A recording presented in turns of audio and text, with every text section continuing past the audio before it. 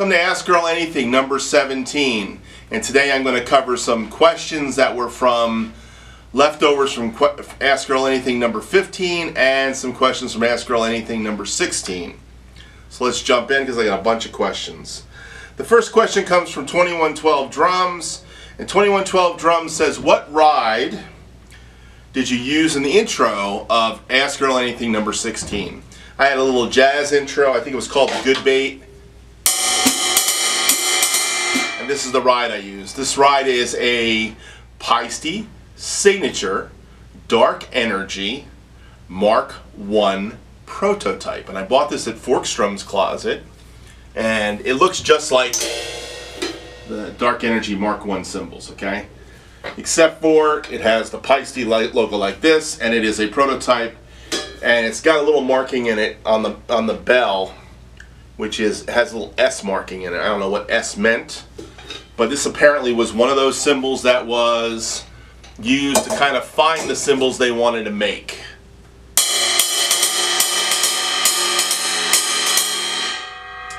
It's got kind of a GAD-like quality to it, which is what I dug that day when I tried it. Now, the interesting thing about this cymbal is it was about $100 cheaper than if you went with the actual one that had the nice Peisty logo on it. So, but it is a nice cymbal. It's very dry. It's very different than my giant beats, which got a little more ring to them, you know.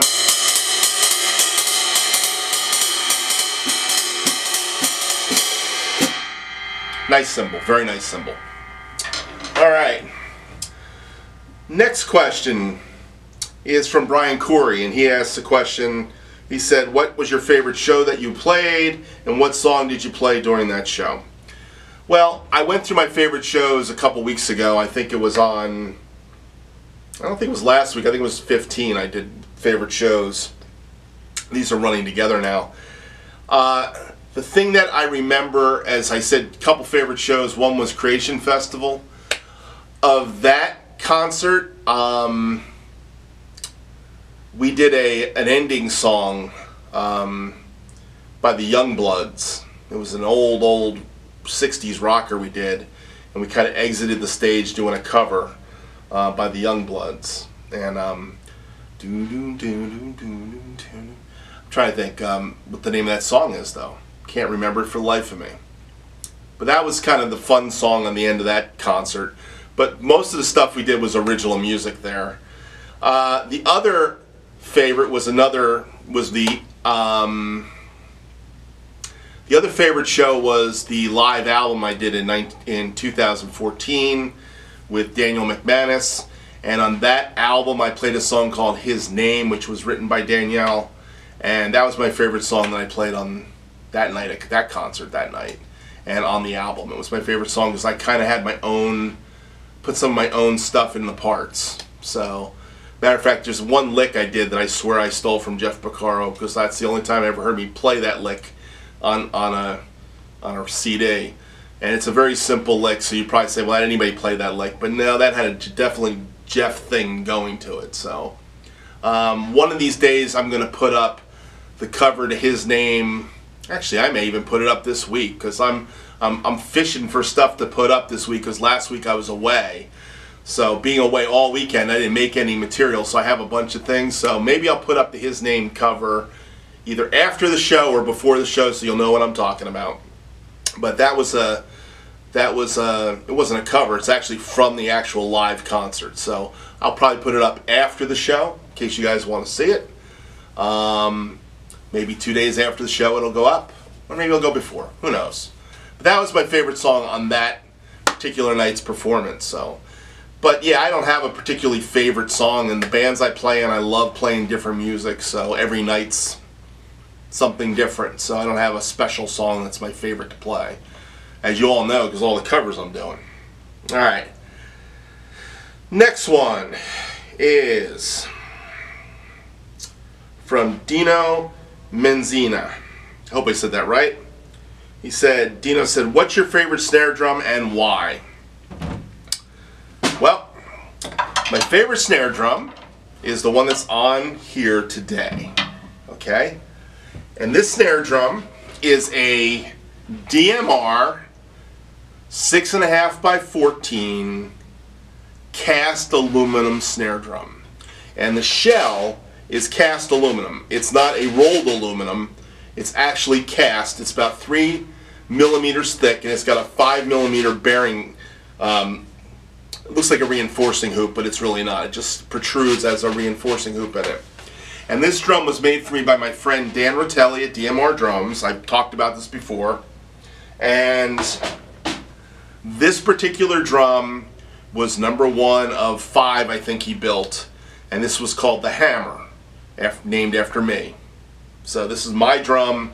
It's got the Hammer written inside it, signed by Dan, number 001 of that. So, and it's the same exact shell as they use on the Gretsch cast aluminum snare drums. The only difference is it's powder coated. And actually Gretsch this year came up with a was an anniversary edition. I don't know what their anniversary is this year. It's 130 years or something anniversary. But they have a black 6.5 by 14 cast aluminum. It's kind of a matte black finish drum. So if you get one of those drums, the only difference will be the strainer, and my strainer is a Bennett R2 snare throw off. And it's got both sides. It's a beautiful drum. So this is my favorite snare drum that I own. Now, I also have a walnut drum that was made for me by DMR, 7 by 14, and its nickname is the Duke of Earl. That's what he used to call me. I don't call myself the Duke of Earl, but there's a famous song called Duke of Earl. So a lot of guys like to call me Duke. It's kind of a strange name. Excuse me. That's me doing the Jeff Beccaro thing of burping on camera again. Anyhow, the 7 by 14 walnut drum is called the Duke. That's what Dan Rotelli used to, wanted to call it. So Duke of Earl. Anyhow, that's another beautiful drum. But this is probably my favorite because this is my first signature drum. So this is a signature drum to me. Of course, DMR Custom Drums is, I believe, not in business anymore. So that's the bummer part of it. But it's a classic drum. It sounds great. Now, other drums I own, I have a Black Beauty 5 by 14. I've got a Noble and Cooley 5 by 14. Love those two drums. All the drums I play are favorite drums of mine, but this is my most favorite. First question is from Robert Cozart. What's your opinion on where the snare strainer should be when played on the drum set? I play it with the throw off at my belly button. Okay. Alright, Robert. So there's two different competing philosophies about how we put a snare drum on a stand. Now mine is usually with the snare strainer, that's this part right here, and I usually put it next to my hi-hat because I'm a righty. And the reason for that is it makes it easier for me to throw it off. So snare on, snare off. Okay? That's why I like it on my left side. Now there is a competing concept for where the snare strainer should go. So Robert, where you put it is a very Nashville kind of thing. I've heard a lot of Nashville players, studio players, like to put it up the middle, and they think it affects the snare buzz, hitting the tom.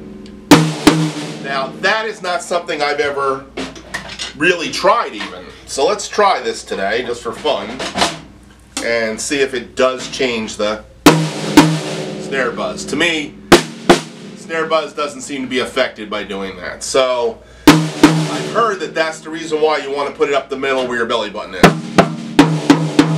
Okay? That's my other snares in this room. So anyhow, my reasoning for this is to keep it near my hi-hat, which makes it easy for my left hand to turn it off. That's my concept of where the snare strainer goes. So it's just a functional thing. It's just a functional thing to turn the snare strainer on and off. I think it's a personal thing. Now, if I had my snare strainer in the front, it would make no sense at all. I know some lefties, they'll put their snare strainer on this side for some reason. I don't know why. Or my son-in-law just leaves it there. I guess he doesn't care. My son-in-law is a lefty, and when he has the kit set up over here, he doesn't normally move it. Maybe it's just in deference to me. So, just a thought. Anyhow, Robert, that's the answer to that question. The next question comes from Steve, the drummer. And Steve writes, "Hey Earl, I've got a question. I've got a classic rock gig coming up. I need to supply my own microphones. I'm going to invest in a set of mics. Do you have any recommendations? I'm looking at this Shure DMK 5752 combo pack for 400 bucks. Includes 357s and a Beta 52. Now, by the way, I think it's a great, by the way, Steve, I think that's an excellent choice. I'm a big fan of SM57s. Okay, I have 3 of them. And I have a Beta 52 on my kick drum today. It's inside the kick drum. Now, I did not buy that as the pack. I actually bought each one of these 57s individually, and they all have a different story. One I bought for the normal $95 price. Another one I bought for 70 bucks. Another one I bought for 65 bucks on Craigslist. I just started picking them up that way. And the kick drum mic I picked up at Guitar Center used for 125 bucks. So I know I paid less than 400 for all the mics. But they're great microphones. You can toss an SM57 anywhere and it's indestructible almost. So these are great microphones, and I really dig them. Now, other mic, let me just give you my philosophy on drum mics. Get a great snare mic, either an i5, Audix i5, or an SM57. These are great snare mics. Some guys like the i5s better than the 57s, some like the 57s. Some like the Beta 57s. I've never had a Beta 57. All great microphones though. They'll work on snare drums. As far as kick drum mics go, my favorite kick drum mic is probably the Beta 52, but I have a D112E and it's an excellent kick drum mic. It's also an excellent floor tom mic. Another great kick drum mic is a Sennheiser 421. Except that's a $350, $400 microphone. I have one of those too. I usually use it on toms. There's those big tom mics. They're really hard. They really get in the way of things on the kit. But as far as kick drum mics, invest in a good kick drum mic, invest in a good snare drum mic, and like I've said before, you can probably use just about anything on toms. You can use a 58 if you have them. You can use an old bunch of really cheap vocal mics and put them on the toms and they'll work. There's a lot of cheap kits. I have an Audio-Technica kit that I bought for 40 bucks that's got these little black microphones. Matter of fact, Jeff Holden's got the same kit mics I've seen on his kit, except for his are blue, so he must have the newer version of it. Mine were black. I bought it at Guitar Center on a Memorial Day weekend in 2006 or 7, and it was selling for 40 bucks. I couldn't pick it up. Could not pick it up. So I've got 4 more microphones that work as great tom microphones, by the way. The Samson mic kit. They're great tom microphones. Not great snare microphones. None of those kits have got great snare or kick mics in them. But they're great tom mics. They work fine. So tom mics are really whatever you want as far as a live gig goes. In the studio, you know, yeah, I mean, you can get mic crazy in the studio. Having a studio for 20 years, I had my season of trying to find all the best microphones. And then one day I was reading an article from somebody, I guess it was Phil Ramone, and he was using a Audio-Technica 4033 for girl vocals, you know. And Audio-Technica 4033 is like a $300, $400 microphone today. You know what I'm saying? He wasn't using a Neumann. He wasn't using a $2,000. So you can get crazy with microphones. The highest priced mic I have in my studio probably cost me about 400 bucks. And I've got about 4 or 5 of them. Okay? I've got an Audio-Technica 4033. I've got 2 Rode NTKs, which are tube microphones. I've got a Sennheiser 421 that's about 400 bucks. I've got a blue baby bottle mic, which is about 400 bucks. Maybe a couple more. I have an Alesis. When Alesis was making microphones, actually, it's a tube microphone. A friend of mine gave me that microphone. It's probably a $400 or $500 microphone. So there's some decent microphones. I've owned an AKG C3000. That was only about $300 microphone. But you can spend a lot of money on mics. I mean, my overheads are almost 300 bucks a piece, the SM81s. So mics can cost you a lot of money. Matter of fact, good kick, good snare, and a set of overheads. Better to pay for some decent overheads. Decent overheads, SM81s are great. Be careful with the MXL cheapy condenser mics, because sometimes they're a little brittle sounding. I have a set of Octavas, which are Russian-made microphones, MK012s, which sound sweet. And I bought them, they weren't matched pair. They were at Guitar Center. They were Russian-made. It was this had to be almost 20 years ago I bought them. And they were cheap. They were like 80 bucks each. So 160 bucks I got a pair of beautiful sounding overhead microphones. C1000s, AKG C1000s are an underrated overhead microphone. So you need a good set of overheads in a studio. Now for a live gig, most of the times the guys want kick and a snare and a few tom mics. That's a great setup though, Steve. This 57s and the Beta 52 can't go wrong with it. Great choice. Great question too. Thank you. Alright. Next question. Drumman190. And he asks, do you plan on doing anything special? Any special cover when you hit 1,000 subs? It seems like I'm close, but it could be forever. You know, this 1,000 sub mark. I don't know what the magic is about 1,000 subs. I don't know what happens. I think I turn into a pumpkin, don't I? I'm going to be a pink pumpkin. Alright, that wasn't funny. We won't use that either. Alright. William, I have no idea what I'm going to do. I don't know of any special covers I'm going to do. Maybe I'll come up with something. I am giving away a cymbal for that particular event. And you know what I'm going to do? I'm going to put that cymbal up right now. So here I go. And I'll be right back. I'm back in frame. So this is the cymbal I'm giving away. This is a Zildjian 1979 hollow logo. You can barely see it on here. I know I've found it before. Hollow logo's down here. Deep ride cymbal. 2872 grams. Here's what it sounds like.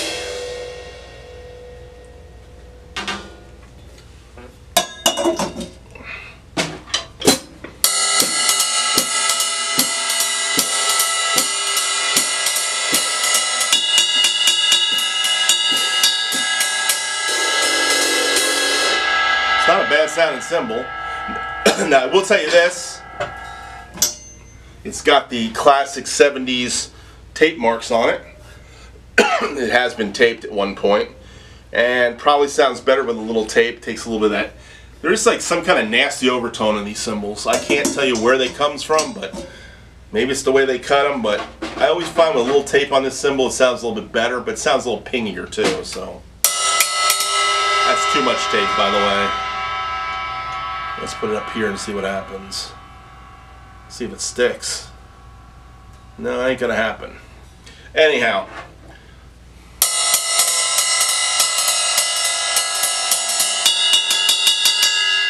A Zildjian 20-inch deep ride 1979 hollow logo. That's what I'm giving away for 1,000 subs. You have to be from the United States though, because otherwise it's going to cost you a fortune in whatever it costs to send this cymbal across the country, across the ocean. So, and I'm putting $25 in for shipping, just so you know. So I'll put up to 25 bucks, put it in a box for you, and ship it to you. But that's about all I'm going to do for the. And of course, you have to go to the video and put your name on it. And that video is in my list of 200 and something videos right now. And I usually put it at the end of this video, so if you click the link, you'll be able to get to it. But you have to sign up for it and be in that, okay? And then I'll be pulling the names. Maybe I'll do it on an Ask Earl Anything day. I don't know. And that'll be it. That'll be the end of this cymbal here. So, for me anyhow. I don't use it very often. I've got such great cymbals. I got some great ride cymbals that I love. And I bought that because a good friend of mine in high school, Bill McCabe, had that cymbal. Back to the Peisty. Next question is from Drum On. My friend Ron runs a forum on Facebook. Join it if you need to. Great forum. post your videos up there if you like. And he asked the question, he said, this was from my If You Leave Me Now cover by Chicago where I played brushes. He said, love those brushes, sound great. What kind of brushes would you recommend? I want to give brushes a try. Now, the brushes I used on the video are actually Vic Firth Steve Gadd brushes. And the way you know they're the Steve Gadd, they got the little bent tips. They're bent, okay? And I'll show you what they look like when you close them. Got that bend in it. Now the interesting thing, Steve Gadd was not the first guy to do this bent brush thing. I think there were some hip jazz guys that used to play in the 60s. Probably guys like Philly Joe. I don't know which guy did it, but I'll tell you the guy that I saw do this in the 70s, his name is Marty Morell, and he might have stole it from Marty Morell, to be honest. Marty Morell was a jazz drummer that played with the Bill Evans Trio in the 60s with Eddie Gomez. And the way he got that bend in it was he took his regular brush and he took it and he just put it down on the thing and pushed down and bent it, and he put a little bend in it. And that's the way he got it. Now, I've messed up a couple pairs of brushes doing that trick before Steve Gadd's brush, just so you know. But basically you take a straight brush and you push down and you give it a little bend. And the concept is that little bend gives you the head contact. Gives you that head contact that you're looking for. Alright?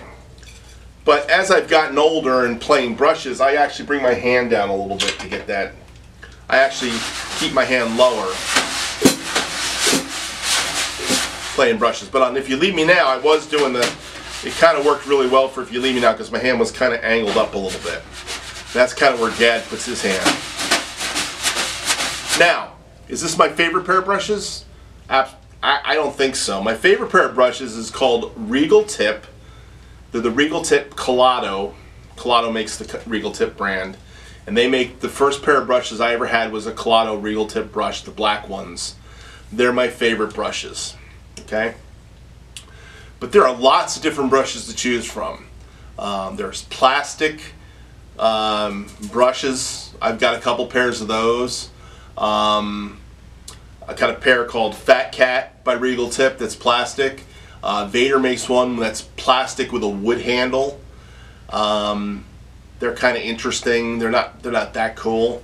I got a couple pair of plastic brushes. CNC used to make, not CNC drums, but there was another CNC company. And then it ended up being LP used to make them. They were black or white brushes. But I've always liked wire brushes for my jazz playing.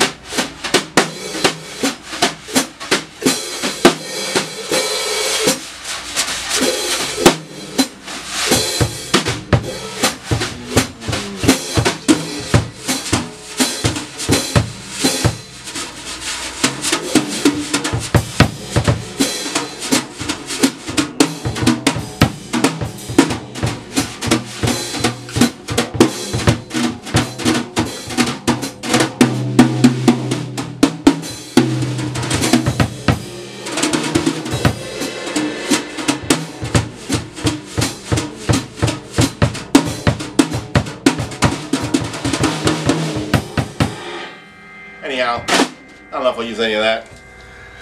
That's pretty much usual. I say that a lot and then it ends up being on there. But brushes, Regal Tip, Collado, the black handled one, beautiful brush. They're a little cheaper than the Gadds, but I like the Gadd brush too, don't get me wrong. I've got a pair of them. Bought them the first year they came out.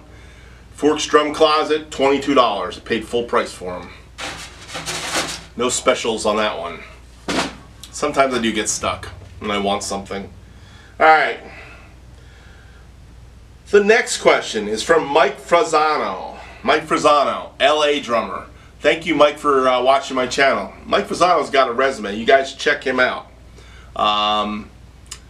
He's a guy out there in LA that's played on a lot of different things through the ages. His current band, I'm trying to think of it off the top of my head. I'm not really good with this kind of stuff, Mike, as you know.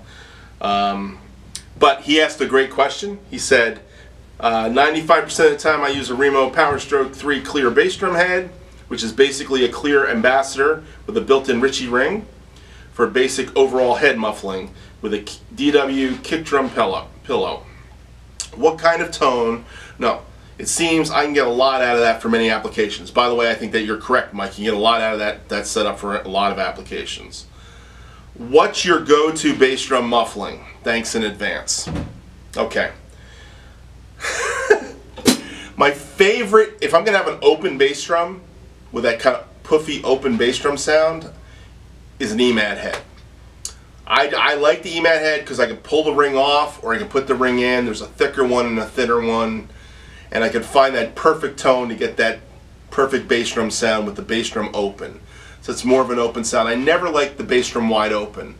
I have done the felt strip, taking a big piece of felt, going down to a place like Michael's Arts Supplies kind of place and getting a big thick felt and then cutting them into strips and putting a 3-inch strip on my bass drum. I've done it myself. I've gone and done that couple times. Now Remo's got Muffle. They've actually got felt muffled heads that you can buy. It comes with the strip on it. So does Aquarian. They've got one, they glue it to it, which is different. Gluing it to the Remo one actually pulls off and then breathes like those old felt strips do. But to be honest, I don't have any one way of muffling a bass drum. Right now, this bass drum has got, it sounds it, and it does have a pillow laying on both sides of the head. And the pillow is a white throw pillow from my couch. I basically took it and stuck it in this bass drum. I like a towel along the bottom of the bass drum, a la Simon Phillips. Or, yeah, Simon Phillips is the one that made that famous. He put the towel on it, and then he kind of taped it. That's another cool way to muffle a bass drum head. But my preferred, if I'm going to have that kind of open bass drum, like on my little 18-inch kick drum, is an EMAD head. Now, Remo makes an EMAD head, but I didn't find the Remo style EMAD head to be as good, and I tried both of them. There's one that goes just along the bottom, and then there's the one that goes around the drum like the EMAD, and I just didn't find it to be as easy to use as the EMAD head is. I have used the Power Strokes, and I've had them on my kits for a long time, and kick drums for a long time. This bass drum's seen everything from an Evans hydraulic head to a pinstripe to right now it's got Ambassador, just a coated Ambassador on the back head. So it's what you stick in your bass drum. By the way, I'm finding that dead killing the drum with the pillow thing sounds incredibly cool on, you know, on my covers lately. I was using it on the 22 I had up. I have a 22-inch Gretsch bass drum that I use occasionally, and that drum doesn't match the kit, but it has a great kick sound, and I had a pillow in that and it sounded awesome. But I've had that, I take the pillow out and just put the towel on the bottom, and it sounds great too. So it all depends on what you're going for. I rarely play double-headed without a hole in it, but I always play a second head on the bass drum. It's just always got a hole in it. Here's something that's my thing that I like, and it's an old 70s thing, is I like the hole in the center of the drum. I've got a lot of old Gretsch bass drum heads with them offset, but for me, I really dig putting the hole in the center of the bass drum. And that same 5.5, 6-inch hole size works great in the center of the bass drum. So that's my new thing I've been going for. The last couple years when I cut a hole, it's going to be in the center of the bass drum. And I don't know why, it just seems to sound better to me. Because you're getting the beater and you can put the mic right on the center of the bass drum head. It just seems to sound fatter to me. So, but as far as muffling inside, I've also used the Evans pillow. The DW pillow is very similar to it. I seem to always want to have one touching the front head a little bit, and a lot of times when I want to dampen it down in the studio, if I have the open bass drum, is I'll take a pillow and just lay it on the front head in the studio. Nobody sees it because it's not in camera frame if I'm doing camera shots. So I just lay it on the bass drum, and that gives it that dead bass drum too. The front head does affect the sound, you know what I mean? But that's my thing, Mike. Thanks for asking the question. I do appreciate you watching my channel. Thank you so much. Alright, and my last question, I saved the toughest for last. Okay, and my last question should have been my first question, because it was the first late question I had from Ask Earl 15. comes from Jeff Holden. And Jeff says, hope I'm not opening up a can of worms, by the way. It could be, but we'll try not to make it a can of worms. What's your opinion of Gregg Potter filling in Buddy Rich's shoes in the Buddy Rich Big Band? I think I saved it for the end because nobody will watch the end, right? That's the truth of that one. If you guys make it to the end, you are diehard Ask Earl Anything fans. You want to win that symbol at the end, but you can always push to the end. That's not that hard to do. All right, Jeff, let's give this a try. Jeff Potter. I don't know if you know his history, but Jeff Potter was in one of those Louis Bellson. He was in this Louis Bellson contest in the early '80s when I was in college, and he didn't win it, but he probably could have won it. Now, of course, that was not back in the day of YouTube, so nobody could see how great these drummers were. But there were 3 guys that had their names out there, and I think the guy who won, his name was Hank somebody or other. I think he won the contest, but Jeff Potter was 2, he was 2nd.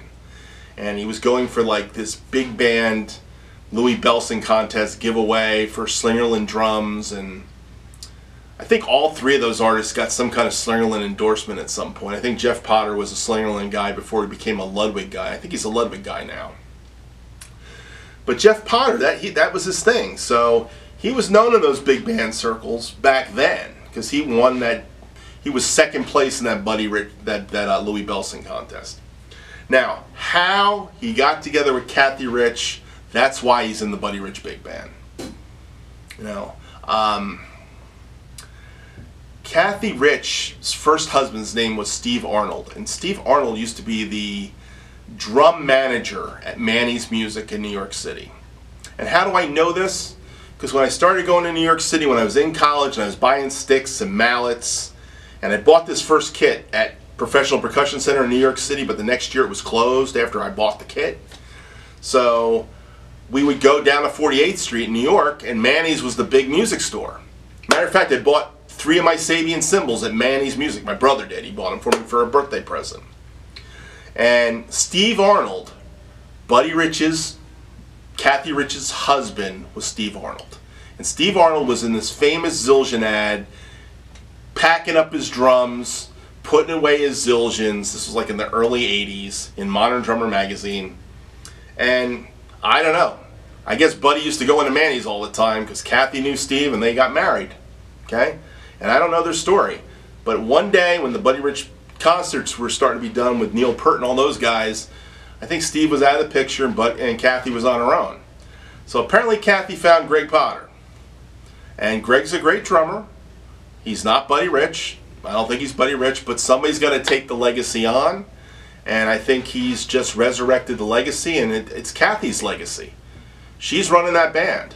You know, after Steve Marcus left the band, he went to go home to be with the Lord, God rest his soul. You know, rest in peace, Steve. He was the big-haired tenor sax player after he left. I think she pretty much runs that band, and she's kept Buddy's name alive. It's his 100th anniversary last year, I think it was. His 100th birthday would have been last year. And anyhow, so what do I think of Jeff? I know he's not Buddy. That's what I think of him. But he was one of those guys that was on that circuit, and he's probably about my age, somewhere like late 50s, okay? And so is Kathy Rich, apparently. And he's doing the band for Buddy. He's doing Buddy's band. But that's Jeff's claim to fame, man. He was 2nd place in the Louis Bellson contest. I never saw him get any other gigs that I knew of, but I think he was more of a Chicago guy for some reason. I don't know why. But I don't know if he ended up in LA, if he tried his hand at rock and other things, you know. I don't know what schools he went to. I don't know anything about him other than he's got a lot of chops. He's got a lot of Buddy Louis Bellson type chops. And he got really close to winning that contest back in 1980 and winning the whole shebang from Slingerland back in that day. So that's the backstory to Gregg Potter. I think he's a good drummer. You know, when I've seen him play, he plays that stuff really well, and he's got all the chops, and you know. But there's only one Buddy Rich, and I'll leave it at that. There's only one Buddy Rich, and to me, you can't really copy Buddy. I've got a great friend named Tony Bartone, who had those Buddy Rich chops when I was in college. He had that thing. He had that fire. And I'm still sure he could probably swing his butt off like Buddy did. I don't know if he still has all the chops, but I've watched a couple of Instagrams. He's still got that swing. You know, there's a certain style that Buddy played with all the rolls and stuff, and had the right hands and everything. Him and Louie had a certain thing. I was blessed to actually see Louie Bellson in concert and meet him, help him put his drums together at Jersey City State College back in the 80s when he came to our school. And actually he battled Tony Bartone and Tony Lewis, two friends of mine from college. So great players in their own right. Tony Lewis is still playing with people in New York City. He's a great drummer. But I actually got to see him play with Louie Bellson in our big band. It was really cool. Never got to see Buddy Rich play live, unfortunately. Never got to see him play live, face to face. Wish I had. He's one of those drummers I would like to have seen sitting close to him. But I watched lots of Buddy videos and lots of Buddy on TV, and always took every opportunity I could to watch The Tonight Show when Buddy was on. And I remember watching him battle Ed Shaughnessy that night. I watched him battle Louie Bellson. That was back in the 70s. So there was some pretty cool nights watching Buddy on television. You know, he was an awesome drummer, but nobody can beat Buddy Rich.